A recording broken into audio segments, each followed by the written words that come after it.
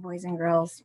So in our last chapter, what we learned was, if you remember correctly, they had both come down the ladder and they were talking to the pteranodon, and Jack was taking notes, and they were trying to kind of figure out what's going on. And they looked up, and do you remember what they saw? Huge dinosaur on the hill. So we're about to see what happens in the next chapter. Chapter 5 is called Gold in the Grass. Go, go, said Jack. He threw his notebook into his pack. He pushed Annie toward the rope ladder.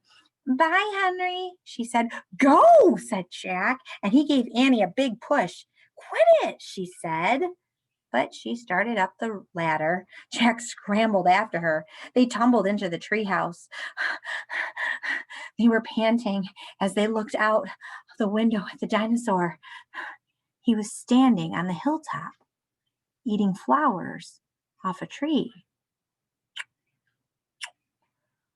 Oh, man, whispered Jack.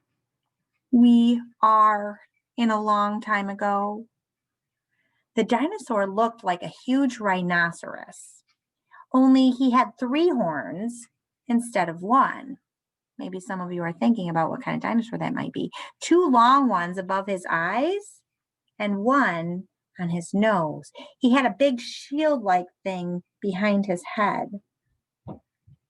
Triceratops, said Jack. Does he eat people? Whispered Annie. I'll look it up. Jack grabbed the dinosaur book. He flipped through the pages. Oh, there, he said, and he pointed to a picture of a Triceratops. He read the caption. The caption is what describes the picture. It says, the Triceratops lived in the late Cretaceous period. This plant-eating dinosaur weighed over 12,000 pounds. Plant-eating. Does that mean it ate people? Jack slammed the book shut. Just plants, no meat. Oh, let's go see him, said Annie. Are you nuts? Said Jack. Don't you want to take notes about him? Asked Annie. We're probably the first people in the whole world to ever see a real live Triceratops. Jack sighed. She was right. Let's go, he said. He shoved the dinosaur book into his pack. He slung it over his shoulder and started down the ladder. On the way down, Jack stopped. He called up to Annie.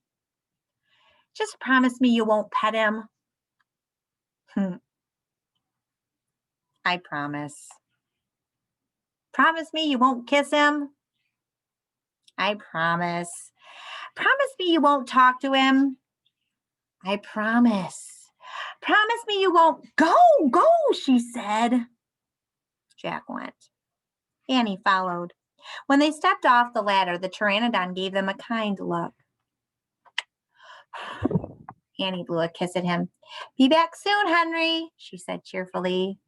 Oh, shush, said Jack, and he led the way through the ferns, slowly and carefully.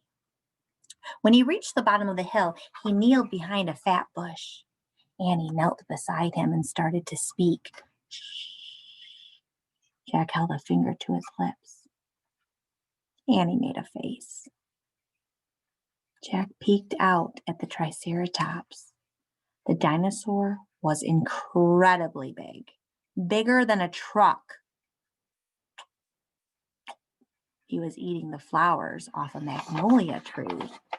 Jack slipped his notebook out of his pack. He wrote, eats flowers.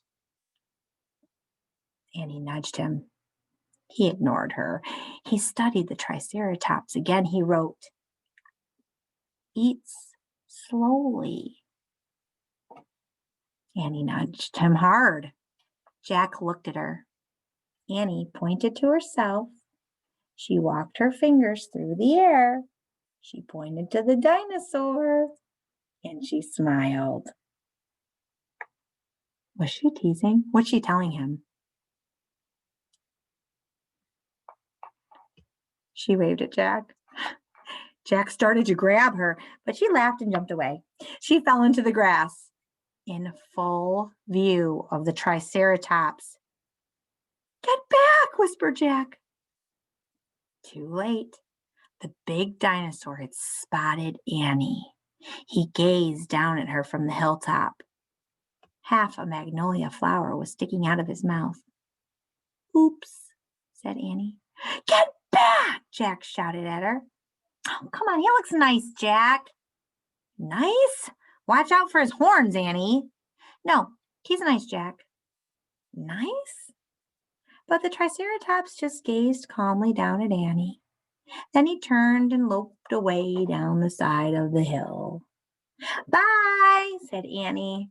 She turned back to Jack. See?